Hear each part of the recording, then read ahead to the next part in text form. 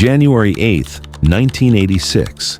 In Aspen, Colorado, on the night of one of the most severe blizzards in decades, two women disappeared. They didn't know each other and vanished hours apart. Both had been hitchhiking in a killer's hunting ground. One body was found the next morning. The other remained buried for 6 months, and the real evidence of who killed them wouldn't emerge until 40 years later. Now, take 1 second to subscribe to the channel, because this is the story of how a single glove solved a seemingly impossible double murder. January 8, 1986 started as a perfect winter day in Aspen. The ski resort town nestled in Colorado's Rocky Mountains was packed with tourists eager to hit the slopes. Fresh snow had fallen overnight, and by noon, every chairlift was running at full capacity. But weather reports were warning that something dangerous was approaching. At 3 p.m., the National Weather Service issued a blizzard warning for the entire region. Most visitors headed to their hotels early. Ski patrol crews began closing down the runs, but for the locals who lived and worked in the small mountain communities surrounding Aspen, this was just a winter storm. They still had to get home, get to work, navigate the treacherous mountain roads. That afternoon, two women who would never meet each other were about to have their paths cross with death. Claire Morrison was 21 years old, adventurous and relatively new to Colorado. She'd moved to the mountains from Illinois 6 months earlier, drawn by the skiing, the scenery, and the chance to escape small-town Midwest life. She worked as a waitress at Blue Mountain Lodge in Breckenridge, a small town about 20 miles from Aspen. The pay wasn't great, but the tips from wealthy tourists were good, and she could ski on her days off. On January 8th, Claire's shift ended at 4 p.m. She had two options: stay in town and try to find a hotel room, or hitchhike the 12 miles home before the storm got worse. Hotel rooms in ski towns were expensive during peak season, often over $100 a night. Claire had only $60 in her bag. Around 4:45 p.m., Claire Morrison was seen by multiple witnesses standing near Blue Mountain Lodge on Highway 9, hitchhiking south toward Blue River. She was wearing a bright yellow ski jacket, jeans, winter boots, and carrying a small backpack. Several cars passed her without stopping as the snow intensified. One car stopped. Witnesses would later describe it as a dark-colored pickup truck, possibly blue or black, with Colorado plates. They couldn't see the driver clearly through the swirling snow. Claire walked to the passenger side, opened the door, and climbed in. The truck pulled back onto the road and disappeared into the storm. Melissa Thornton was 29 years old, a single mother working 2 jobs to support her 5-year-old daughter, Emma. She lived in Leadville, a tiny mountain town about 30 miles from Aspen, with a population of barely over 3,000. During ski season, Melissa picked up evening shifts at Silver Creek Tavern in Aspen. The tips were good and she needed every dollar. On January 8th, it was supposed to be a short shift, 5 p.m. to 9 p.m., covering for a sick co-worker. Around 5:20 p.m., Melissa left her small apartment in Leadville and walked to Highway 24, the main road connecting Leadville to Aspen.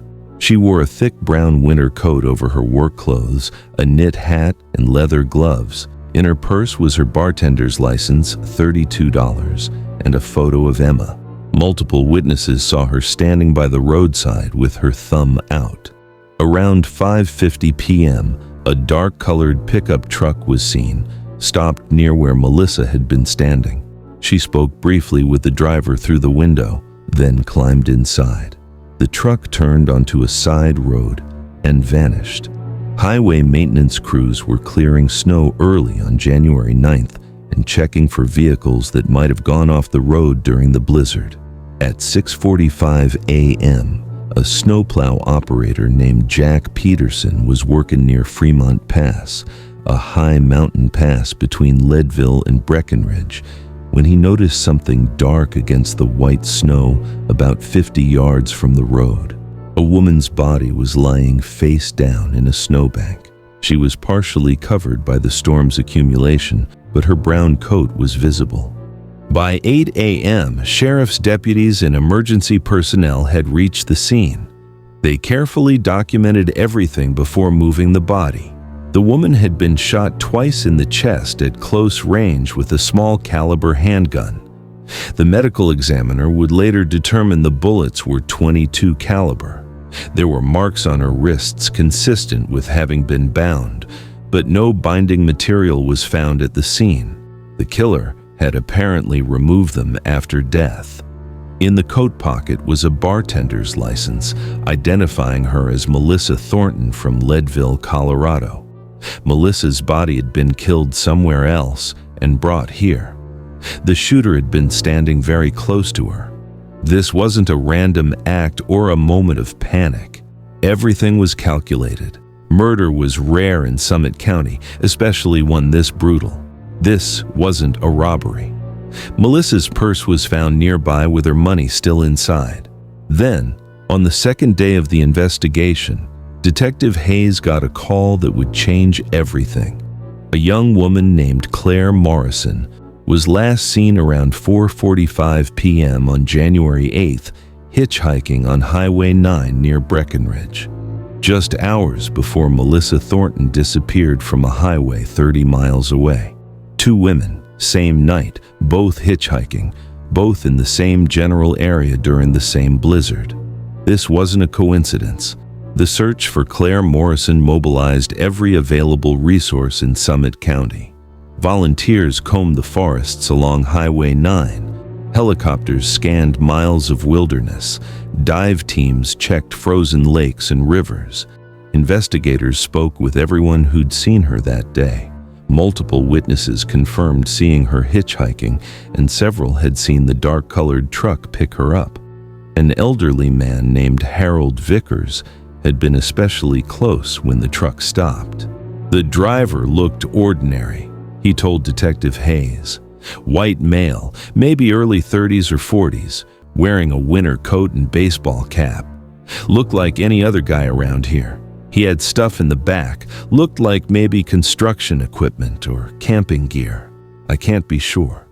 On July 3rd, 1986, about 6 months after their disappearances, a group of hikers exploring Sacramento Creek, a remote wilderness area about 10 miles from where Melissa's body was found, noticed something unusual. A piece of yellow fabric caught on branches along the creek bank, partially buried under layers of melted snow and forest debris. One hiker climbed down to investigate. Claire Morrison's body was hidden in a shallow depression near the creek, covered with branches and rocks. The spring snowmelt had exposed the remains. She was still wearing her distinctive yellow ski jacket. She'd been shot once in the back with a .22 caliber handgun, the same gun that killed Melissa Thornton. But the killer had left something behind, something crucial. Caught on branches near Claire's body was a single orange work glove, the kind sold in hardware stores throughout Colorado. It didn't belong to Claire, and it was too large to be a woman's glove. The killer had dropped it while hiding the body. Hayes kept the material preserved and stored. The orange glove went into an evidence locker where it would remain untouched for 35 years. Detective Hayes developed a list of possible suspects consisting of men who fit the basic description, drove appropriate vehicles, and were in the area that night. One man particularly stood out, Marcus Sullivan, a 38-year-old construction worker who lived in a trailer outside Leadville. Sullivan drove a dark blue Ford pickup, had a history of violence against women, and had no solid alibi for January 8th. Hayes interviewed Sullivan multiple times. The man was hostile, uncooperative, but claimed he'd been home alone drinking and watching TV during the blizzard. No one could confirm or deny it. Sullivan's truck was seized and searched. No physical evidence linked him to the victims. No blood, no bullets, no personal items belonging to either woman. Without physical evidence, Hayes couldn't make an arrest. Sullivan remained free, and the case slowly went cold. In 2020, the Summit County Sheriff's Department received a grant to review cold cases using modern DNA technology. A young detective named Sarah Chen was assigned to review the Thornton Morrison case.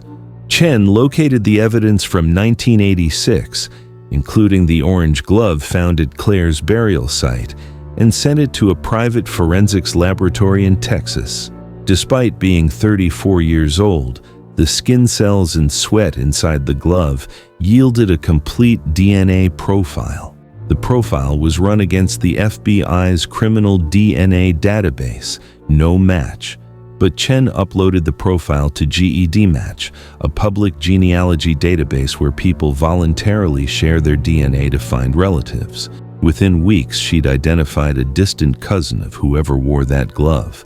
After 4 months of painstaking work, she had a name: Alan Lee Foster, 78 years old, living in a retirement community in Grand Junction, Colorado. In February 2021, Detective Chen obtained a warrant to collect Foster's DNA. She approached him outside a supermarket, introduced herself, and asked if he'd be willing to voluntarily give a sample. The elderly, thin Foster looked confused. A cold case from 1986, 2 women killed near Aspen. Foster's face took on a carefully blank expression. "I don't know anything about that. Would you be willing to give a DNA sample to help clear you as a suspect? I want a lawyer." Chen arrested him right there. Alan Lee Foster had lived a quiet life for decades. He'd worked construction jobs in Summit County in the 1980s, then moved to Grand Junction in 1989. He'd never been arrested for anything serious, just a few traffic tickets and a DUI in 1983. When confronted with the DNA evidence from the orange glove, Foster initially denied everything. He claimed he'd never been near Sacramento Creek, never picked up hitchhikers, had no idea how his glove ended up at a crime scene. But as investigators dug deeper into his life, they found cracks. Foster had owned a dark blue Ford pickup in 1986. He'd lived in a rental cabin just outside Leadville. He'd worked construction jobs all over Summit County, and he'd left Colorado abruptly in early 1989. In May 2021, Foster would provide a full confession in exchange for avoiding the death penalty.